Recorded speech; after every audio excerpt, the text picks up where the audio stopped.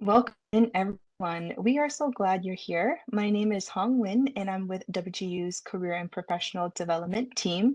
Thank you so much for taking some time and joining us for another great career insight session, especially today's, who we are featuring one of our very own WGU alumni. So, one of my favorite parts of being at WGU is getting the chance to meet with alumni and students and hear great stories behind their journey and their career. When I first connected with Scott here, I could immediately tell how excited he was to share his story and also give back to fellow night owls. I had the chance to hear a little bit about his journey, and I was very, very inspired. So his share today is going to be a fantastic one. His journey is one of true grit, determination, and continuing to move forward even when the path isn't easy. Today, he'll share a little bit about the lessons he's learned, the mindset that helped him keep moving forward, and the experiences that helped him grow into a great leader that he is today. Scott, we very much appreciate you being here. I know you had some travel hiccups, so thank you so much for making that work, and we're very appreciative of your time. So I'll go ahead and turn things over to you. No worries. I'm going to share. It looks like it's not picking up the window, so I'm going to share my entire screen here, if that's okay. Let's see if it's coming across.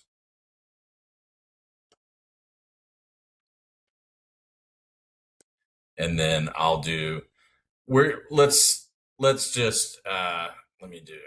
Let's see.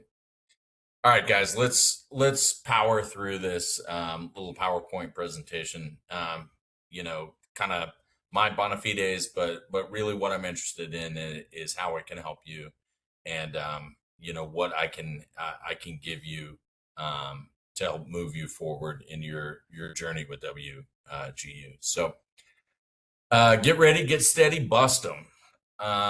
What I'm talking about here is an opportunity to understand who you are and what it takes to kind of build a foundation and then move forward and be successful. So get ready is about building the foundation and doing the reps, taking the hits and keep showing up. For this, it's like for me personally, it was about understanding where I was coming from. We'll talk a little bit more about that here in just a second. But coming out of the Navy, I really didn't have a lot of direction. I didn't really know where I was going, and so it took a little bit for me to engage with WGU and get rolling and to move forward. But the next step was to line up my support. It was to get steady and committing to the real learning and finding my footing before I left.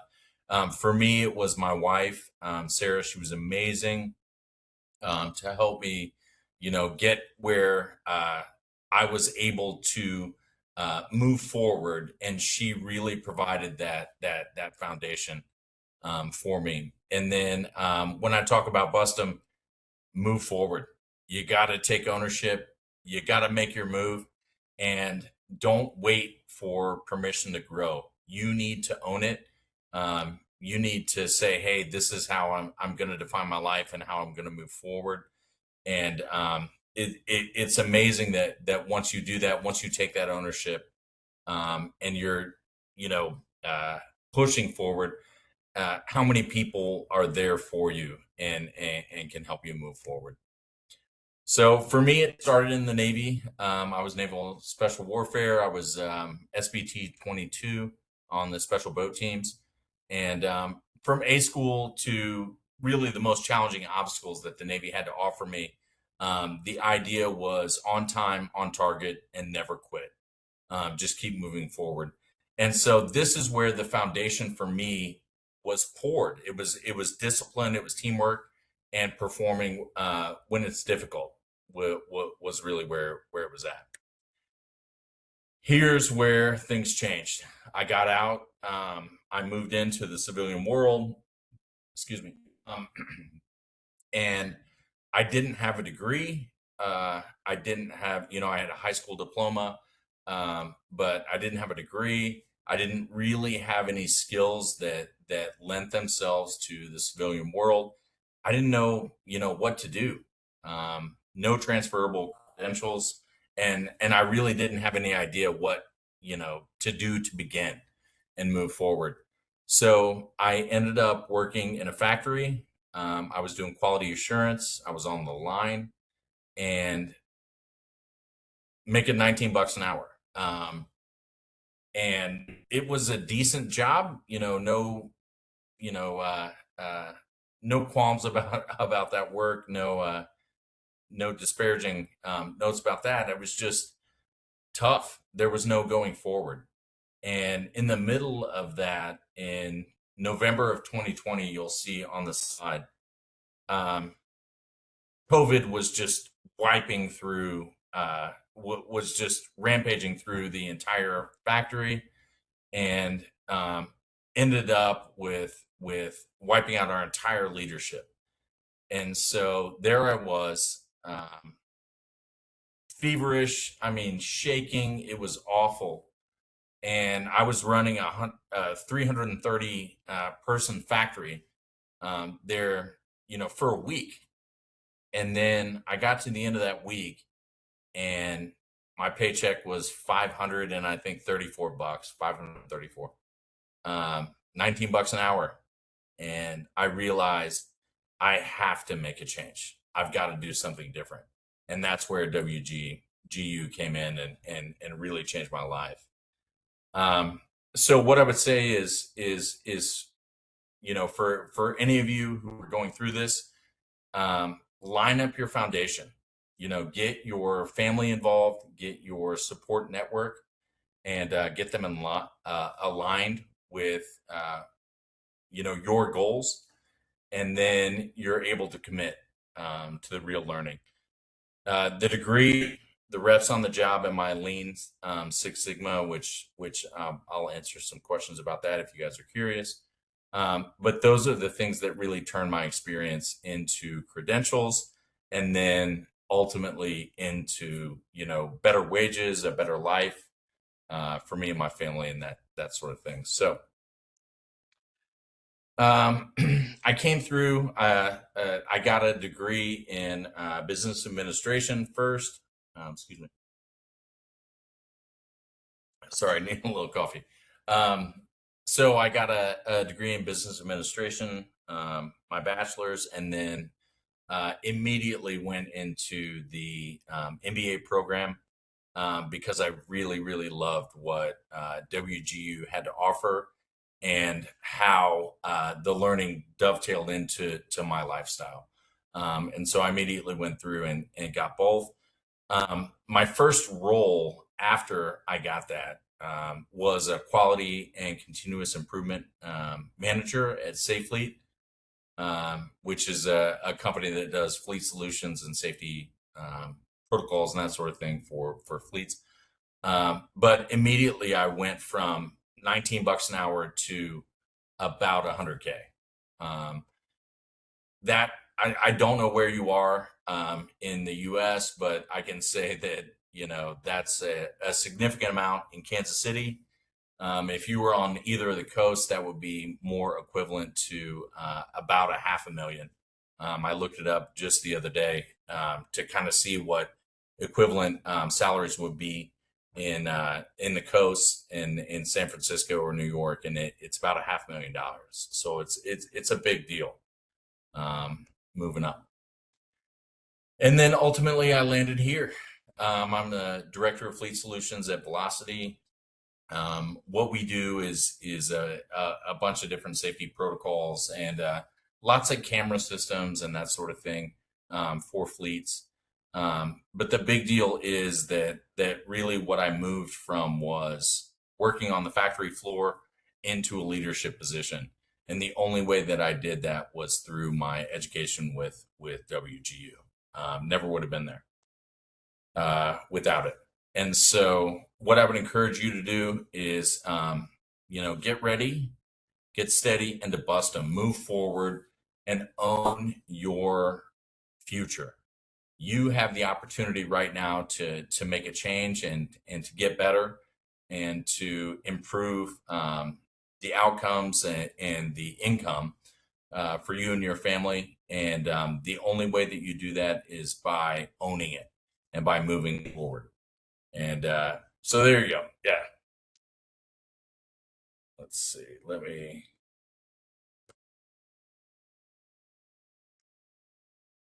All right. Have I? Is it still sharing? Nope, you're good, Scott. Okay. All right. Awesome. Thank you so much for sharing all of those great details. We'll go ahead and open it up here for any Q&A, so feel free to drop those into the chat, or if you like to come off mute, you can go ahead and raise your hand as well. I see Debbie here. Will these slides be emailed after the presentation? Is that something you're okay sharing, Scott? Yeah. Okay, awesome, awesome. Yep, we'll include that with the recording, and we'll attach the slides there as well. Let's see. So I have a question to kick us off. I know you mentioned currently you're at Velociti. Can you share a little bit more for our students and alumni who might not be familiar with the company? What does Velociti do? What type of roles they have, and what career path might someone find there? Sure. So Velocity, we do a couple of different things. I'm more on the fleet side, which deals with the telematics and the information that's transmitted via logistics systems. But Velocity also has the other side of it, and also does a lot of facilities work as well. And so, what we're looking at doing, and the future of that is a soup to nuts, really, journey, as it were, of any load. So, if you can imagine, from the moment something is frozen or created in, a Tyson factory, for instance, um, all the way to the moment that it ends up on a shelf where you're buying a chicken or whatever. What we're looking to do is to try to get the entire journey of all of that via the telematics and via that data transfer. Awesome. Thanks for sharing that, Scott. Yeah. We have a comment here from Lou. I apologize, I was late. What certification did you attain? I saw green belt, so I assume that's Six Greenbelt. Yep. Sigma. So I used Purdue to do mine via the university system. One of the things I would encourage you to do is check with your employer. My employer paid for mine.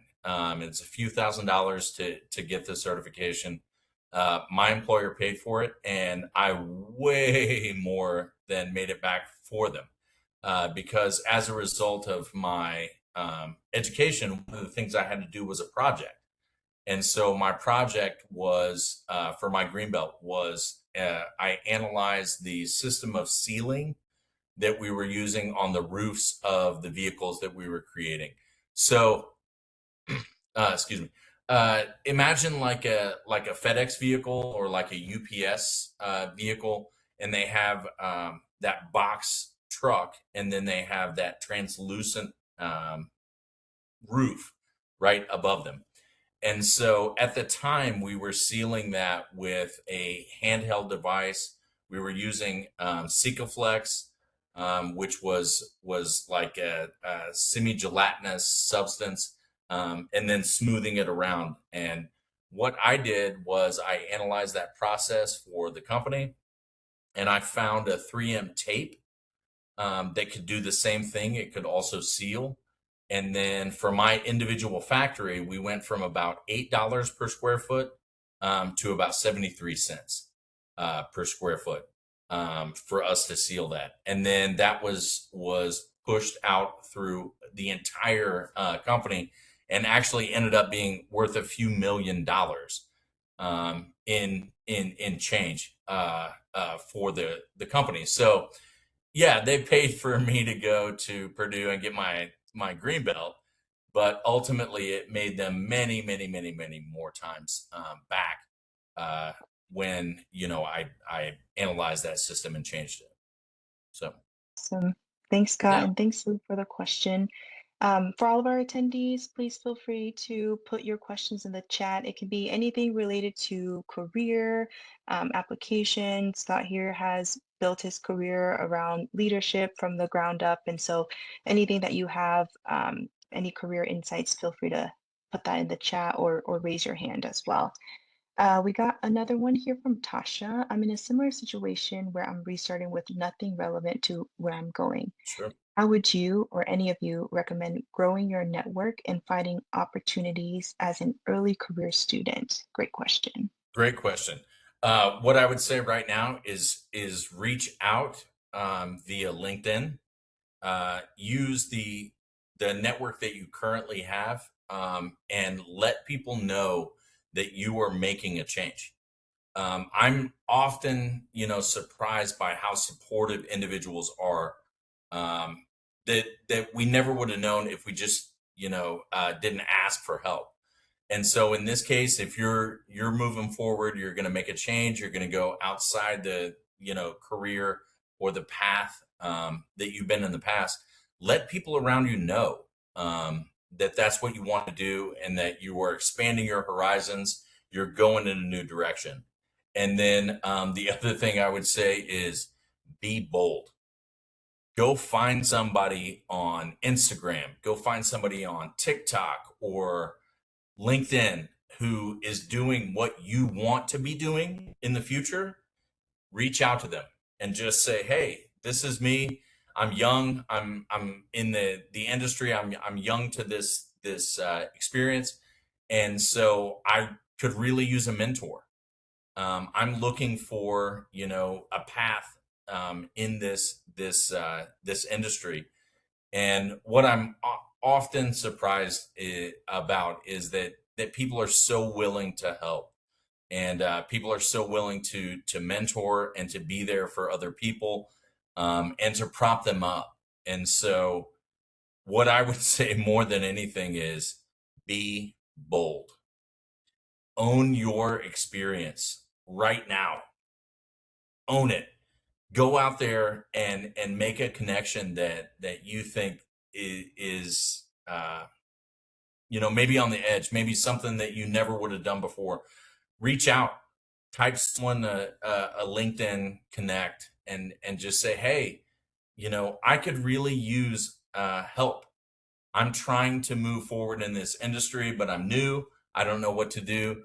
Do you have any suggestions?"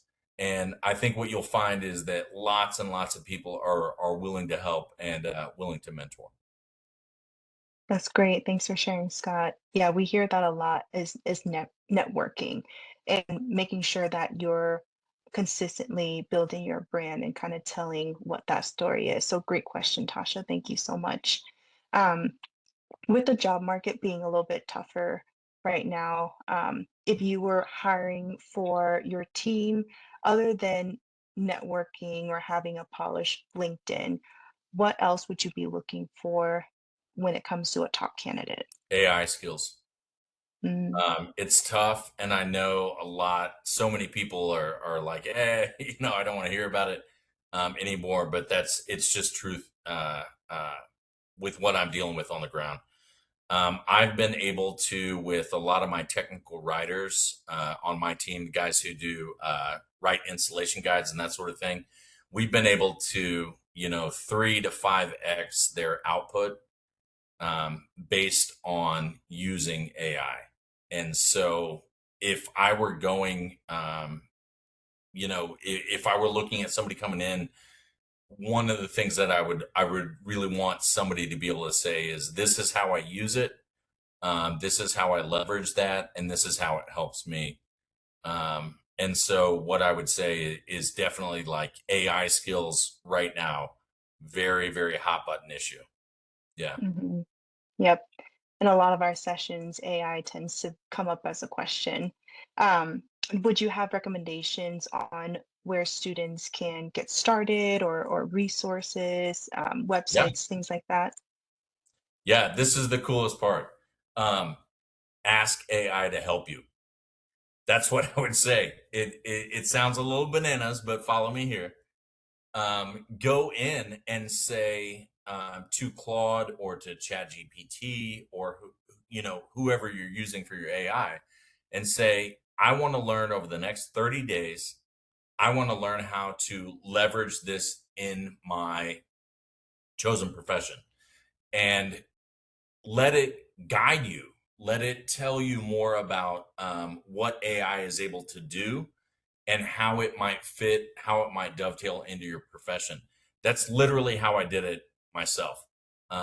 Was that I said, "Hey, Claude, Claude happens to be the one that I use the most.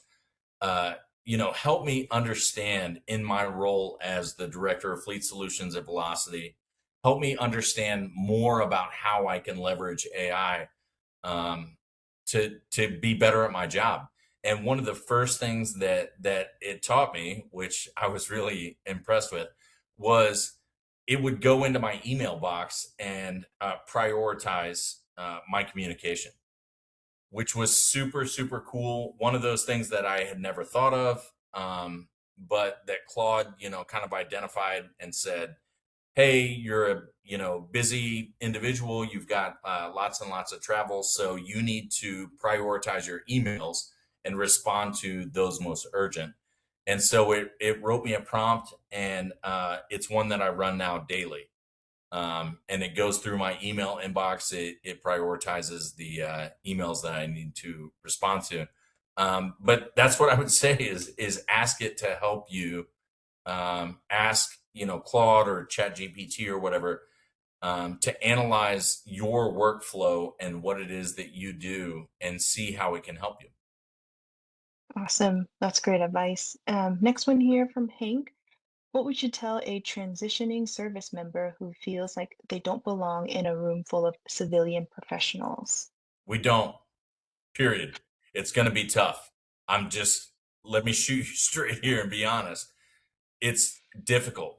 Our method of communication, the way that we have comported ourselves, and the way that we um, ran our business, as it were, when we were in the military, just doesn't translate. It doesn't. So the first thing that I would say is work on communication skills. You need to learn how to soften the things that you say.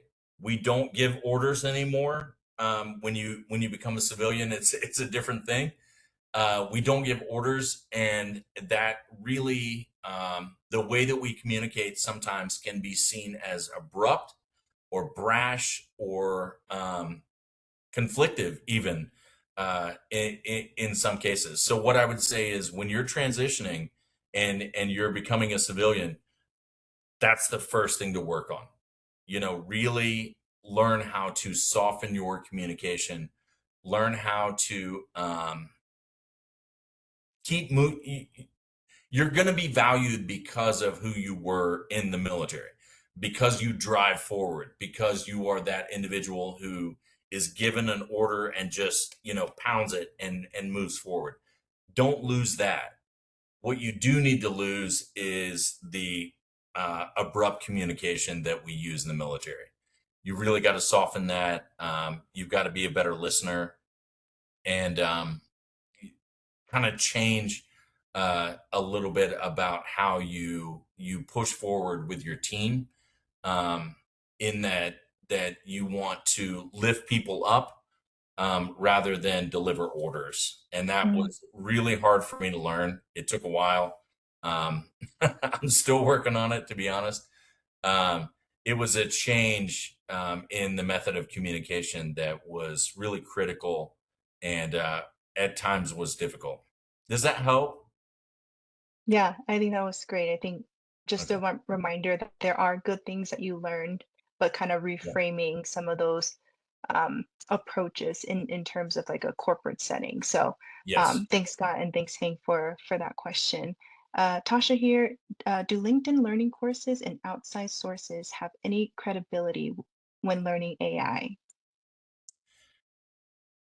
Um, that's tough.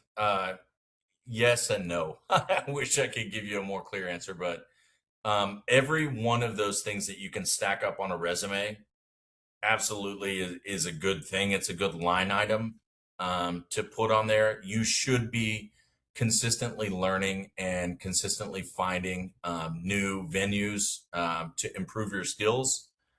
But you need to be able to enunciate how that will translate into effective workplace skills. So what you need to be able to do is not just learn something from Coursera or from LinkedIn or whatever.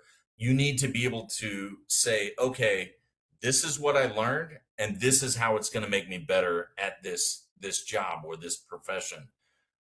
Most people, I think, you're going to find uh, are not going to be well schooled or versed in the minutia of your education or these courses.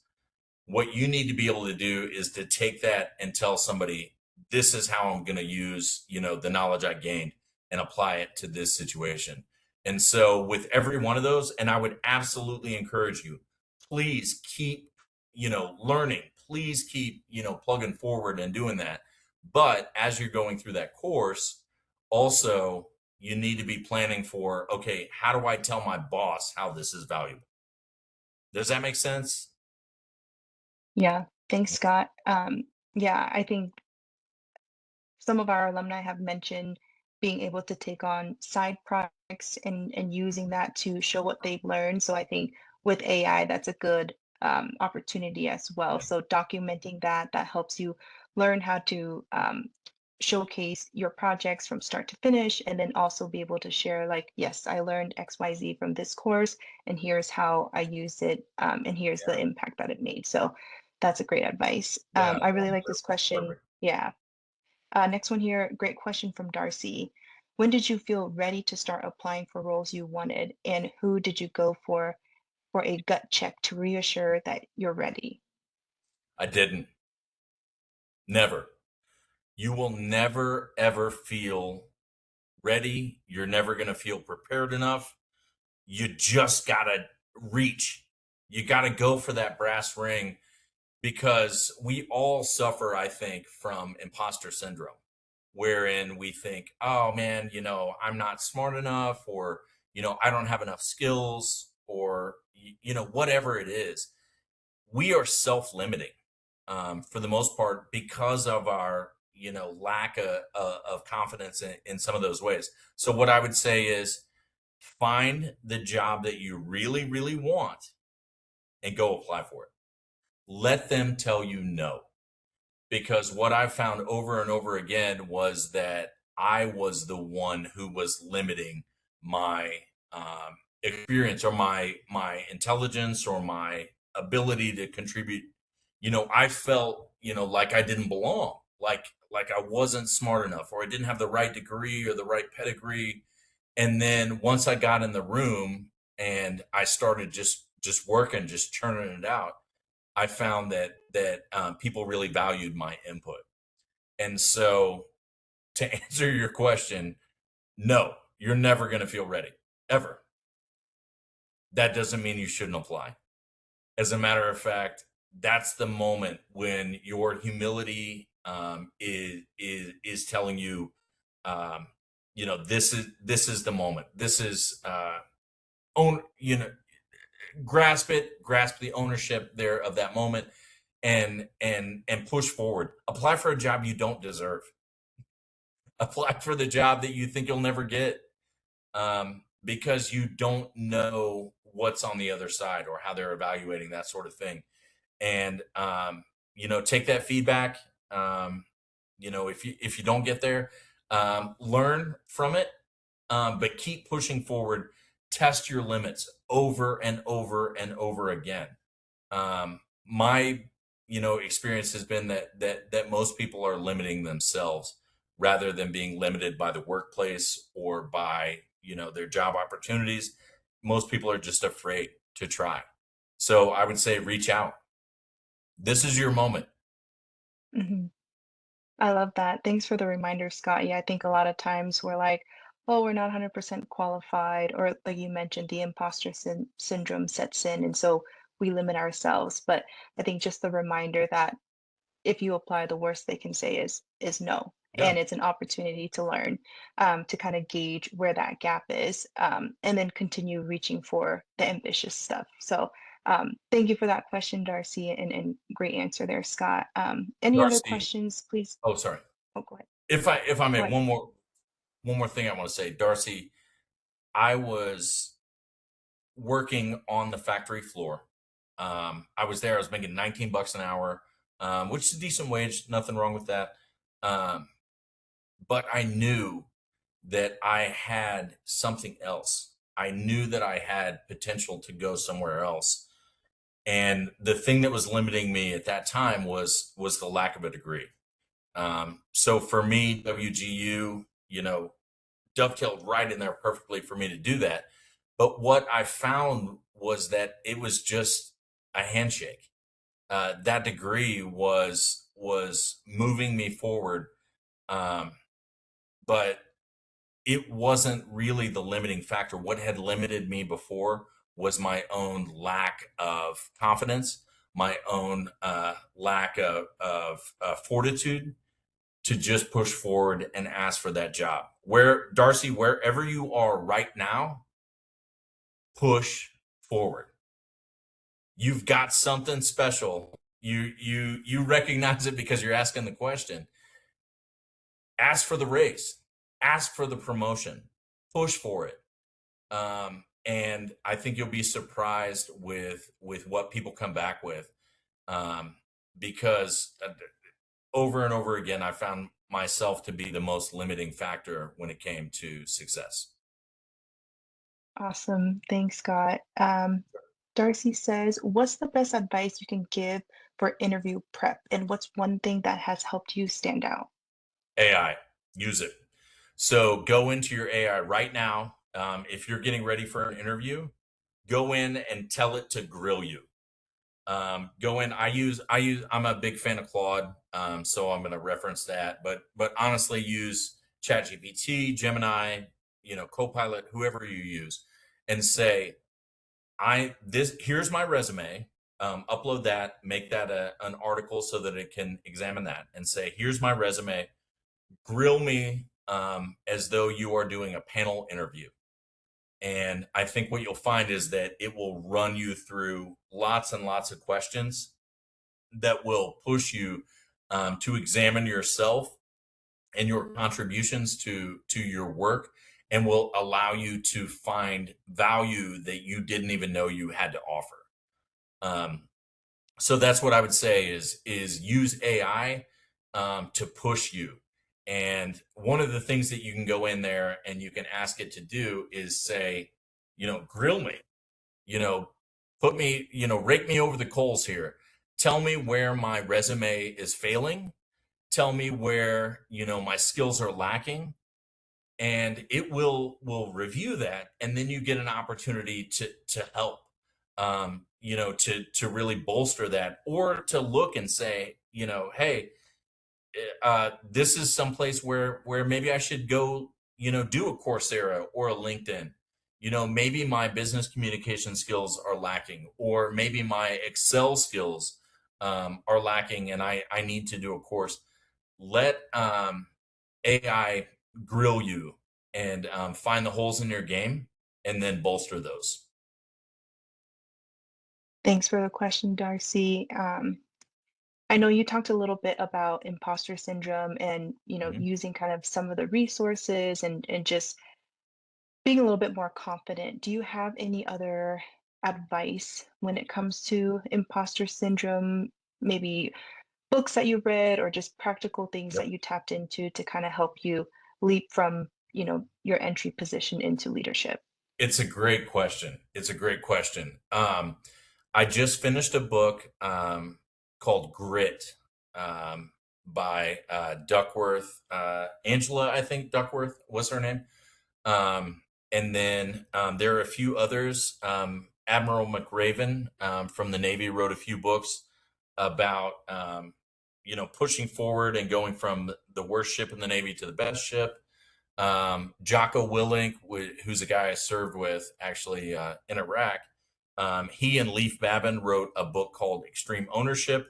All of those things definitely, I would say, um, put that in your wheelhouse. What I would say is if you've got a commute, get an audiobook like that. Get a business audiobook and have it playing in the background. Um, rather than that commute time being music or just whatever. Do something that's going to improve who you are as a business person, and I would use that time.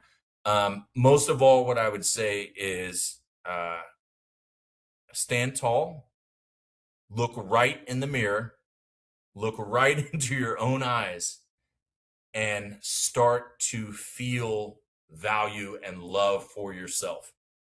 That's where it comes from, because this imposter syndrome, we all suffer from it, I think.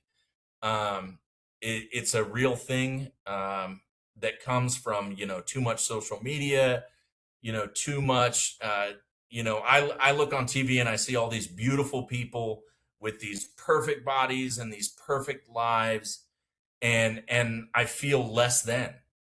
But that's not life. And so what I have to do is I've got to go back, I've got to look in the mirror, and I've got to say, you are a valuable person. The thing that you bring to the table changes people's lives. And that's what I would encourage you to do. Look in the mirror right there, two eyes, and start to feel something inside you that is valuable, because that is what changes lives. That's what makes business successful. It's not learning. It's not, numbers. What changes lives is connection, and it is heart. And the best way to be a better business person is to love yourself. That's a great self-love, self-care reminder. I think a lot of times, yes, a lot of times when we're coming into the business place or stepping into leadership roles, we kind of have these stereotypes of a successful person. But I always like to remind myself that, your uniqueness and your individuality is what also brings the spark. A Yeah, team of diverse thought is much more valuable than, a team that has all the same thinking, because then you're not going to get the fresh perspectives and the creative approaches. So I love that reminder. Thanks, Scott. sure. Yeah. Um, yeah. Any other What I questions? would We'll give it a oh, go ahead. one thing that I would mention when it comes to leadership is to focus on removing obstacles for your team. The people that work for me, especially a lot of the guys that do the technical writing for me, they just need me to get out of the way. They are brilliant individuals. They're smart men and women who are very, very good at their job. And so my role as a leader is not to dictate to them what to do. It's not to tell them, this is it's none of that. My goal as a leader is just to remove obstacles. What's difficult about your job right now? Are you struggling with something with HR? Is there, are you, in too many meetings that you can't contribute to? All I do is remove obstacles, and my team is successful as a result of that.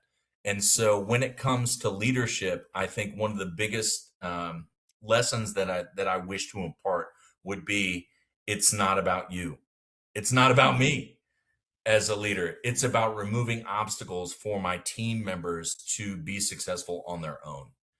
And that's definitely something that I think that the particular methodology of WGU and how that translates forward is very similar, in that it's about removing obstacles. Mhm. Let's get very clear, and the testing, you guys are going through it right now. um, but the testing and the way that we do things, the way that we present our presentations and that sort of thing, it's about removing obstacles. It's about getting right down to the meat and potatoes. Yep. Yeah. I love that. Thanks, Scott. Any other questions? We'll give it a couple more minutes. Feel free to throw it in the chat.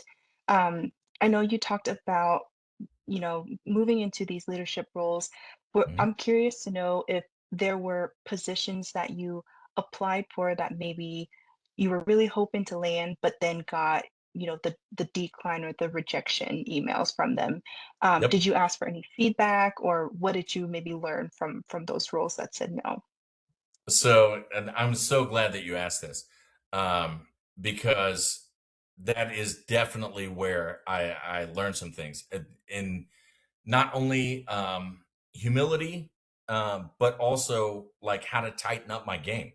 And so I went back to a few different positions that I'd applied for, and I just asked them straight out, just said, "Hey, I know you went with another candidate, and I'm super excited for that opportunity for that individual. Is there anything I could have done better? How could I have interviewed better, or how could I have prepared more for this role?" And some of the feedback that I got was, hey, focus on AI, or focus on these soft skills. You probably could have done this. But what I found was that people were so helpful when I just asked.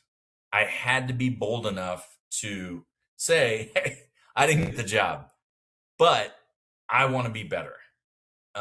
And when I reached out and when I asked someone for that feedback, people were more than willing to give it. They were more than willing to help.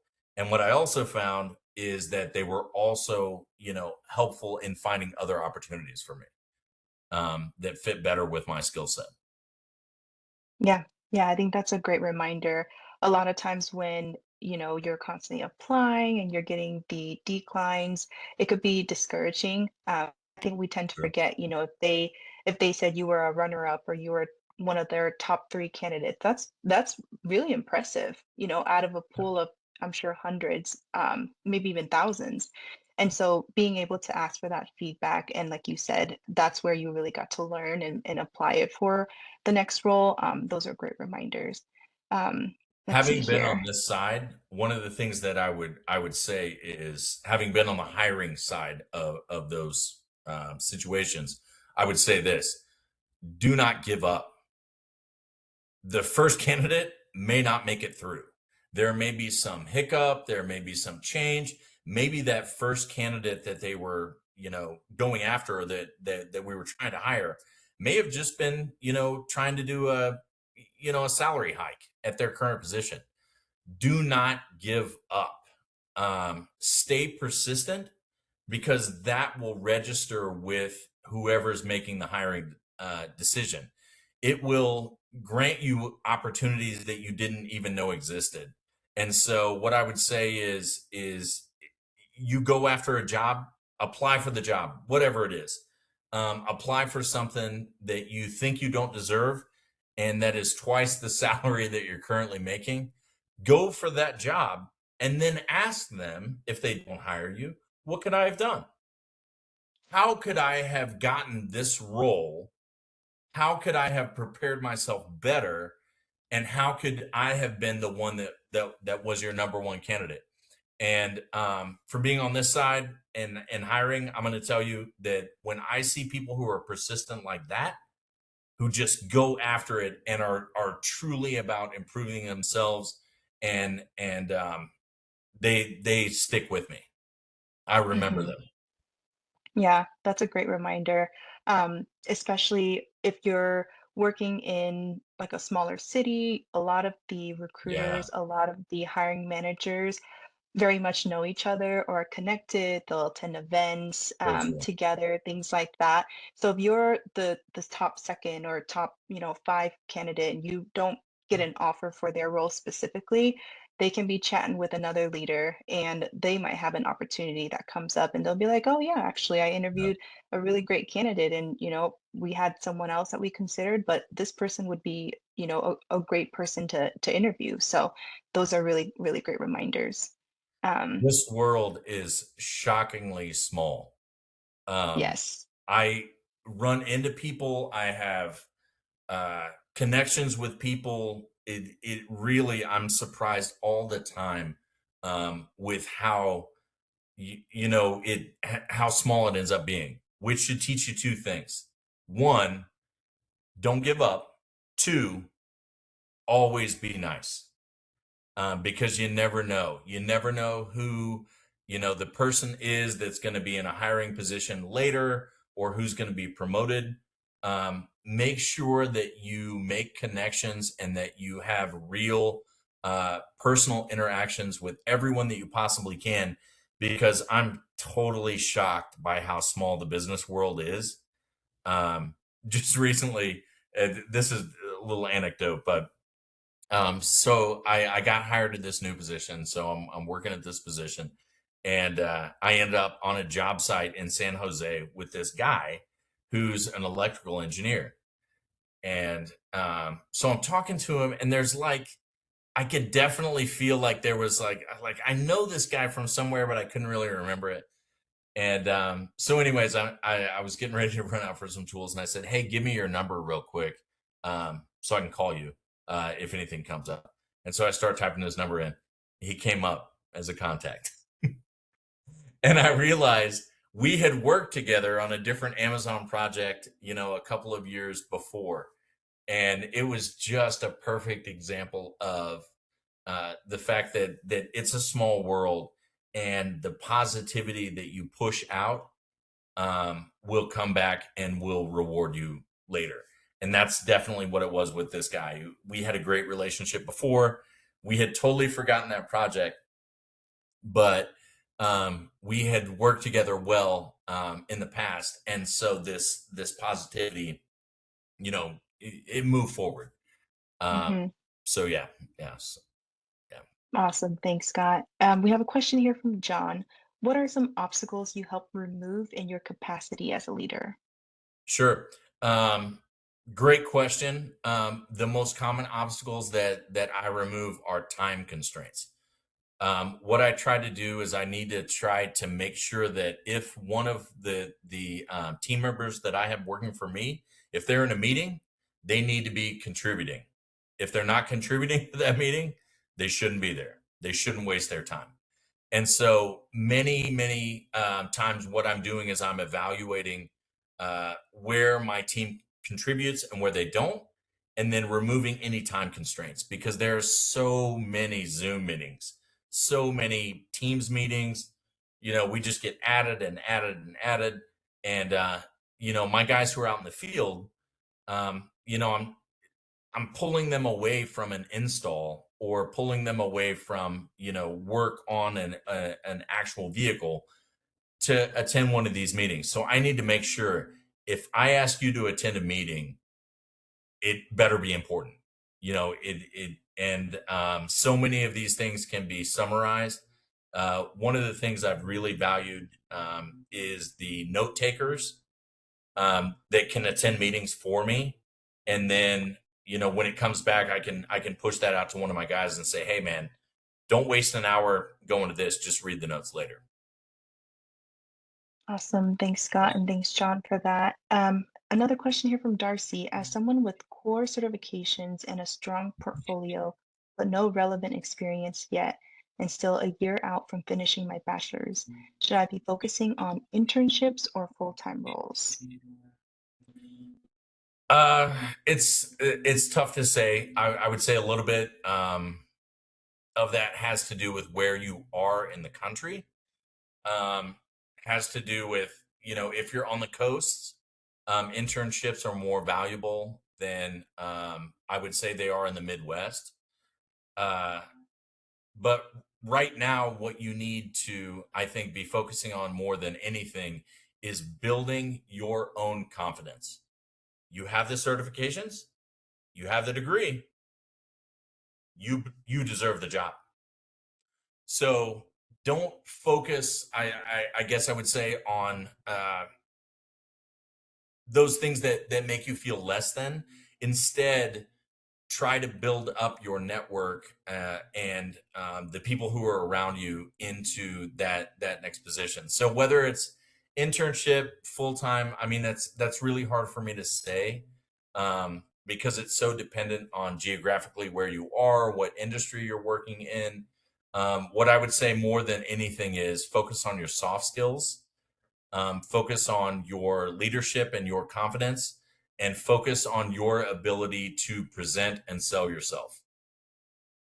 Yep. Those are great. A lot of conversations we have with university or campus recruiters, they talk a lot about um, interns coming in and not having professionalism or understanding the importance of punctuality, um, Yeah. team communication, things like that. So those core skills, soft skills will always be very, very valuable anywhere you go. Yeah. And I think, yeah, to Scott's point, being able to take a look at maybe both internships and full-time roles and applying if those are something that you're interested in, and then getting the learnings on those. I think a lot of great insight was shared today, Scott. If you're open, I'd love to share your LinkedIn out. I think Sure. folks would be, yeah, very excited to follow up and connect with you and kind of follow any insights that you Absolutely. Yeah. continue to share here. Awesome. So I'll drop that here in the chat along with the quick survey link from today's session. We'd love your input. It's just 2 questions, so if you can fill that out for us, that would be fantastic. Um, Scott's LinkedIn is on here, so please feel free to share with him. If you do have a question later on that you'd like to ask, you can always email us or reach out to us too. And then maybe last question here. In your career journey and being on the hiring manager side and also going through the application as an applicant, what do you think separates someone who is simply doing their job versus someone who's positioning themselves for growth? Passion. That's it. Um, Whatever it is that you're doing, um, whatever industry you're working in, find something about it that you love and chase that. What I can sense more than any other thing when it comes to an interview or when it comes to um, a new individual coming into the organization, what I can sense is passion.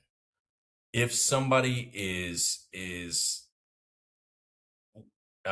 identifying with and really latching on to a piece of the industry that matters to them, I can feel that.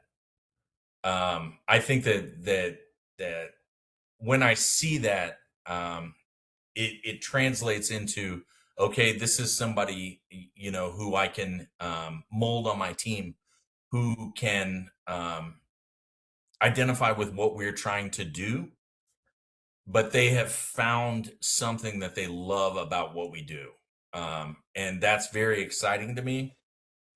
It's really exciting to see, and it's also a little bit of game changer in the sense that I mean, we're all adults. We all work. We don't work to we work to get a paycheck, um, of course, but when I find somebody who really loves something about what they do, it instantly translates into a positive working relationship. So what I would say is find something within your field that you're passionate about. I don't know if it's AI, I don't know if it's, whatever the thing is, latch onto it, and grow that skill, because passion more than anything is evident in interviews. Yes, I love that. I think AI is a great resource and tool. I know on the recruiter side, and I'm sure on the director, hiring manager side, you're seeing a lot of the polished resumes or polished cover letters come through. And in the interview, recruiters have shared that they're really looking for the authentic, the passion, someone who shares the values and the mission. So those are all really, really great reminders. Um, We'll go ahead and conclude today's session. Thank you so much, Scott, for your time and being here with us today and for being so open about your journey. I know our night owls will take a lot of great valuable lessons away from today's talk. And thank you for sharing just the challenges and kind of the mindset that you've built around your career as well. So I know what stood out for me most is just your willingness to not share the successes, but also the moments that shaped you along the way, some of the learnings, things like that. So we're incredibly grateful to have alumni like you who are willing to give back and share your experience in support of fellow night owls here. So thank you everyone for joining and for all of the fantastic questions and engagement as well. I know the job uh, navigation is quite tough right now. But like Scott said, you bring a specific value. You have to be bold and continue to be persistent and believe that you're worth these ambitious goals. So we hope that today's session gave you some great insight, but also reminded you of, your uniqueness and imparted some confidence with you today. So feel free to continue to check Handshake for upcoming sessions. I know we always have great topics planned out for you here today. And of course, Scott, thank you again for joining us. We hope you get home soon. And Thanks. then, yeah, Thanks. we'll be sharing the recording out along with the survey. So, yep, other Yeah. than that, If hope you're on everyone if you're on has. this call, reach out to me on LinkedIn. And if there's anything that I can do to help you, if you have any specific questions, reach out to me. What I've found more than anything is that the more that I help, the more that I reach out, the better the bounty comes back to me. And so if there's something I can do to help you in your journey, as a night owl, reach out, man. I'm here for you. I'm I love super that. excited for what you have to offer the world and the community, and I just want you to have that confidence, that self love, and to go out there and achieve your dreams. So if there's anything I can do, please reach out to me. I'm glad to help. And thank you everyone for joining. I'll be sure to share out Scott's LinkedIn in that follow-up email too. But other than that, hope everyone stays cool amidst this crazy heat, especially those in Texas. I know it's very, very hot there right now. But other Brutal. than that, yes, enjoy the rest of your week. Thank you, Scott. Thanks, Thanks, everyone. guys. I really appreciate it. Great opportunity.